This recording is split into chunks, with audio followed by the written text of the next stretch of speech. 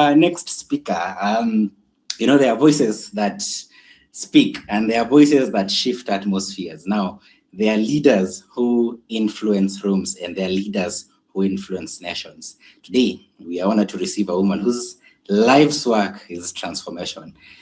She's an author whose words do more than actually fill pages. They actually heal the hearts of many. She is a keynote speaker whose voice carries courage and conviction. She is a thought leader. She is deeply committed to healing women, shaping leaders, and influencing nations with purpose and intentionality. Her message is not theory, it is a lived experience. Her leadership is not loud and it is quite impactful. Her influence is not temporary, it is generational. Ladies and gentlemen, let's join in and honor as we welcome the phenomenal, the visionary, and the trailblazer, Laureta Tindi.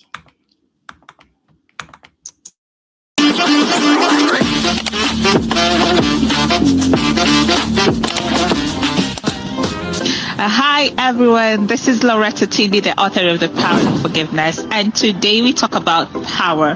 What is power according to you? I thought power is having control over something. Power is being in control.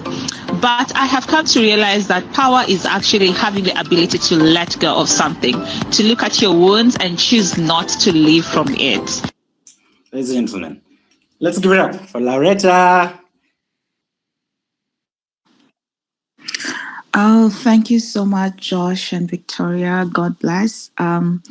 Good morning, everyone. Good day to everyone.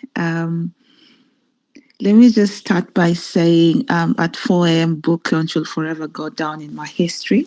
I was up by 4 a.m. just to attend this book launch. And for that reason, I am very, very grateful. With the host's permission, of course, I have requested to have my video turned off just for the next 10 minutes because it's in the morning. Yes, I'm not in Kenya. Thank you so much, Laura, for that clarification. But next time we come back for a book launch, I promise I will have my camera on. 4 in the morning is not a time, it's a test of calling. And, at 4 a.m., you're not just sitting pretty. You're not networking, you're just continuing with purpose, and you have chosen to. This is another level of influence for someone to be awake at this time to attend a book launch. That already speaks of the weight of the book we are launching today.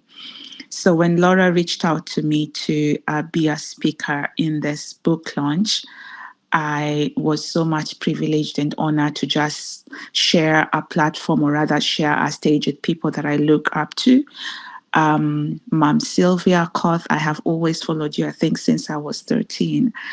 And that's Apostle T, Apostle Alex Luamba, Helen Muthoni, and everyone else that I've been privileged to share a platform with. So today I will just speak about healing and forgiveness as a leader, because a book titled Influential Leadership should not be light. It should not be convenient. That itself is just weight, and it is stewardship and accountability before the Lord. So just like every other speaker who's gone ahead of me, they've all said when we speak, we cannot speak about leadership and take influence from the equation.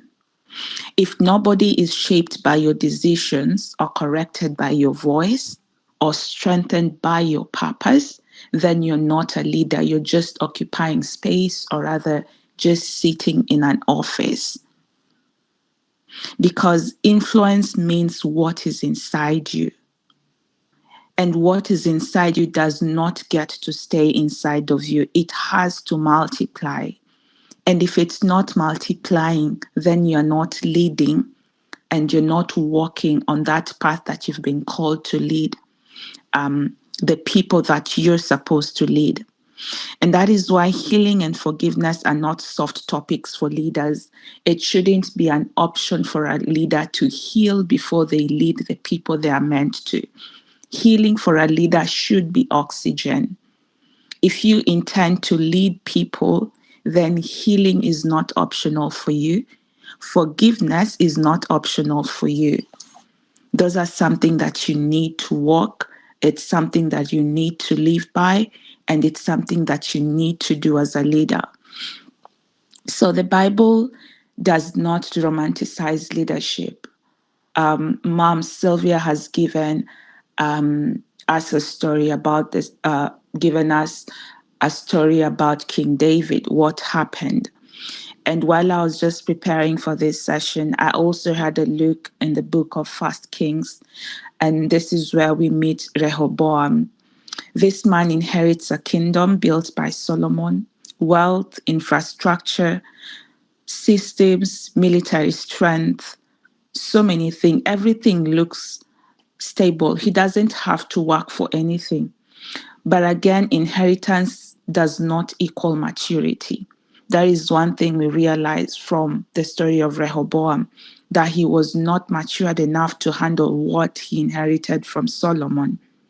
So the people approach him and ask him for relief from the heavy burden that they've been carrying, the heavy burden that is placed on them. And that moment required discernment. It required a leader who's secure enough to listen and a leader who's humble enough to help his people. But then what do we see?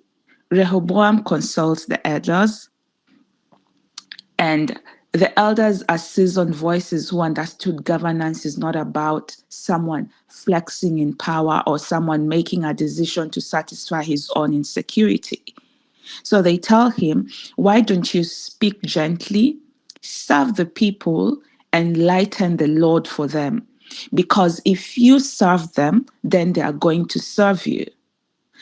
And then that response was not enough for Rehoboam. So he decides that he's going to consult the young voices, his peers, young men raised in the palace. He goes to them for advice. And they tell him, assert dominance, increase pressure, and prove that you're stronger than your father.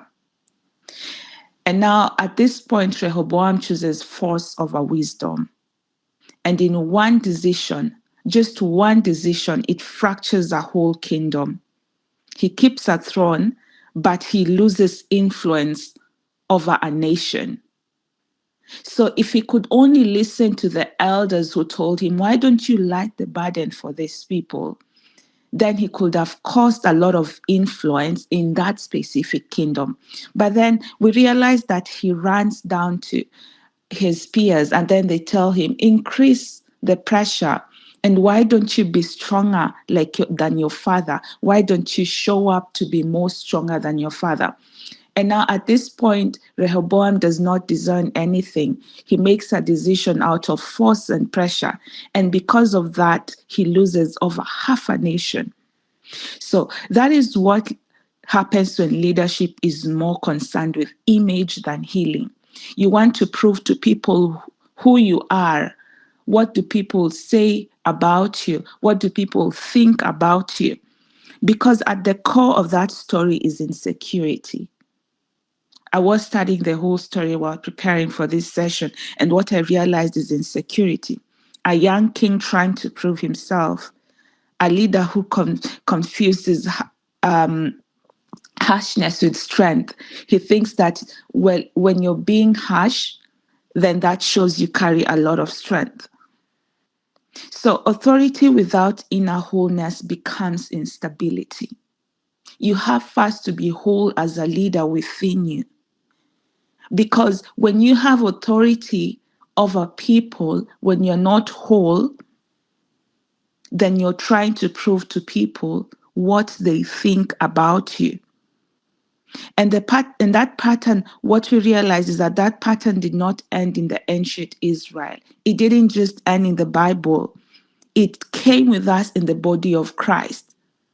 We see it when leaders try and fight in ministry, in churches, praise and worship, ushering department, all those departments in church, that they bond more in fights and neglect the members' souls, the people that they are leading. They tend to neglect their souls. That is when charisma outruns your character as a person, your character as a leader.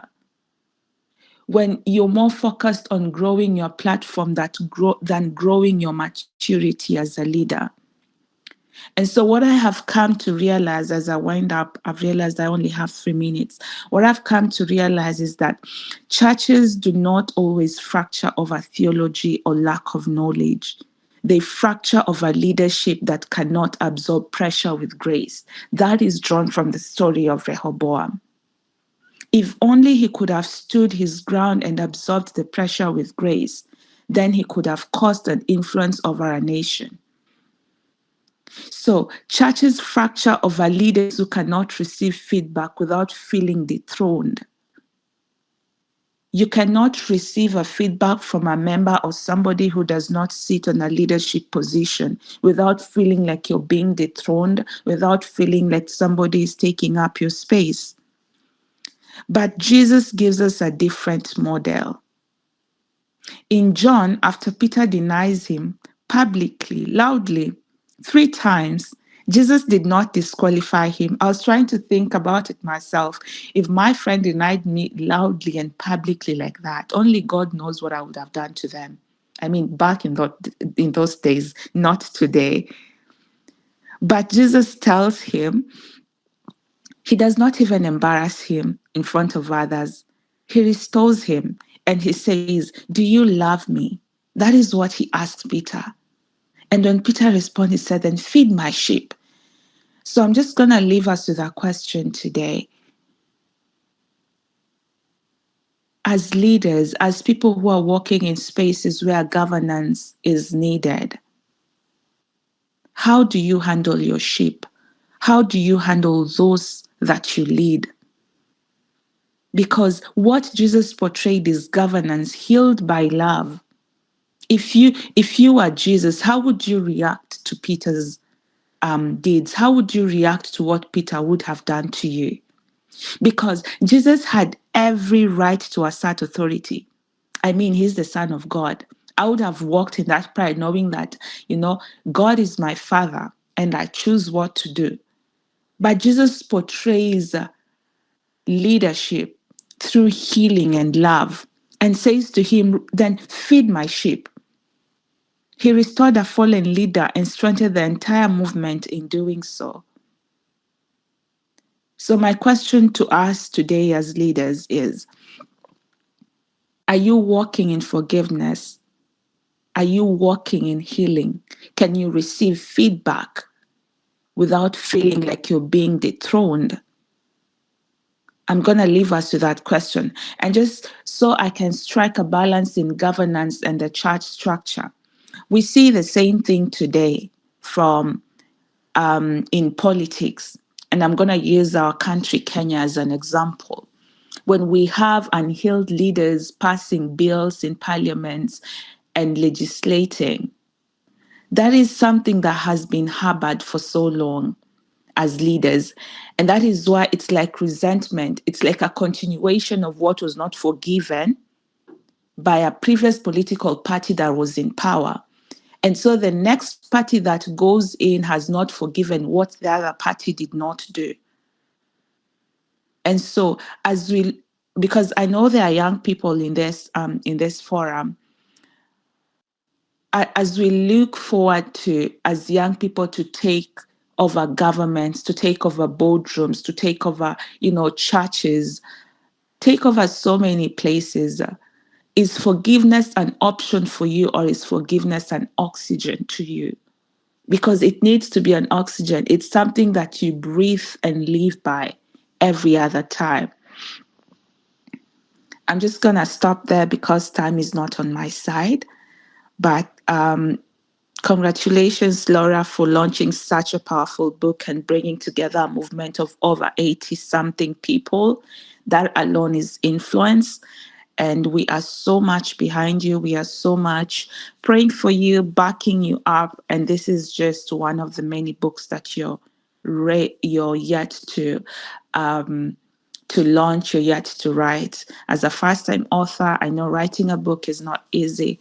And so may the Lord bless you, and may the Lord create a path for you. Thank you so much, everyone, for your time, and God bless you.